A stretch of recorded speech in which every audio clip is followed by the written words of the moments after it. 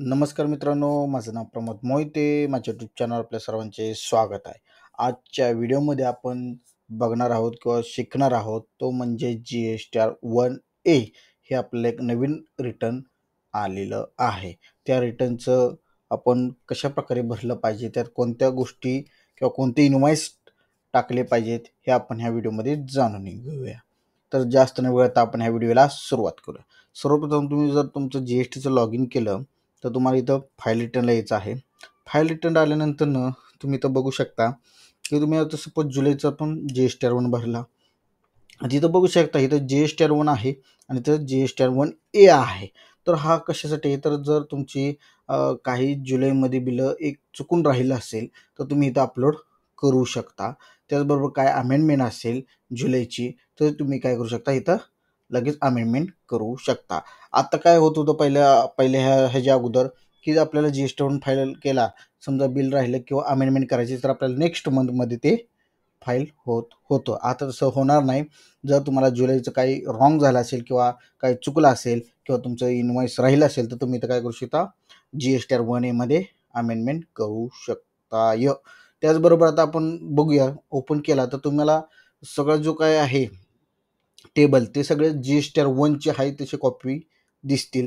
तर तुम्हाला काय करायचं आहे, आता सपोज तुम्हाला एक बिल राहिलं असेल तर तुम्ही इथं काय करणार आहे, ते बिल ॲड करायचं आहे. म्हणजे जुलै महिन्याचं 10 बिल असतील, तुमचं 9 बिलच अपलोड झाली आणि एक बिल राहिलं असेल तर तुम्ही इथं काय करू शकता, ॲड करू शकता. त्याचा GST वगैरे टाकून आणि सेव्ह करू शकता. त्याचबरोबर जर काही पार्टीचं काय झालं असेल, GST नंबर चुकला असेल, अमाऊंट चुकली असेल, जे काही चुकलं असेल ते तुम्हाला इथं खाली अमेंडमेंट रेकॉर्ड डिटेल्समध्ये आहे. तिथं तुम्ही जाऊन B2B असेल काय असेल ते तुम्हाला काय करायचं, इथं सिलेक्ट करायचं आहे. इथं जुलै मंथच येणार तुम्हाला, तर आपण जुलैचा GSTR 1A भरतोय. तिथं तुम्हाला फक्त कोणत्या इनवॉइसचं काय चुकलं इथं तुम्हाला सर्च करायचं आहे. सर्च केल्यानंतर ना आता मी तुम्हाला एक उदाहरण दाखवतो की आता इथं मी समजा इनवॉइस नंबर टाकलेला आहे आणि अमेंडमेंट म्हटलं की तुम्हाला अशा प्रकारचे इनवॉइस येऊन जाईल. ते इनवॉइसमध्ये जर तुमचं काय चुकलं असेल इथं तुम्ही रिवाइज इनवॉइस नंबर, जर इनवॉइस नंबर चुकला असेल तर तुम्ही रिवाइजमध्ये जो करेक्ट आहे तो इथं एंटर करू शकता. जर डेट चुकली असेल तर इथं तुम्हाला डेट रिवाइज करायची आहे. त्याचबरोबर अमाऊंट काय असेल तुमची चेंज करायची तर इथं करायचं आहे.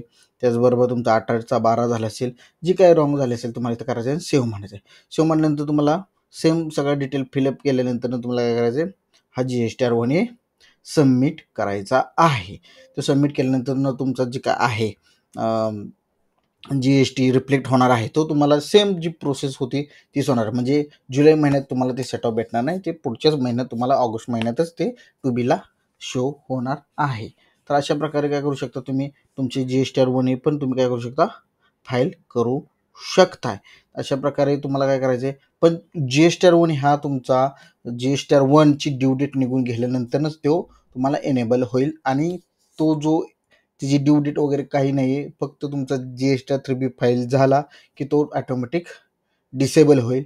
अशा प्रकारे हा GSTR 1चं इम्पॉर्टंट आहे किंवा महत्त्व आहे आणि अशा प्रकारे तुम्ही त्यात डिटेल अमेंडमेंट करू शकता किंवा इनवॉइस राहिला असेल तर टाकू शकता. हेच आहे, बाकी काही ह्या GSTR 1A मध्ये काही नाही आहे. असेच व्हिडिओ नवीन बघण्यासाठी माझ्या चॅनलला सबस्क्राईब करायला विसरू नका, शेअर करायला विसरू नका, लाईक करायला विसरू नका. भेटूया नेक्स्ट व्हिडिओमध्ये. धन्यवाद.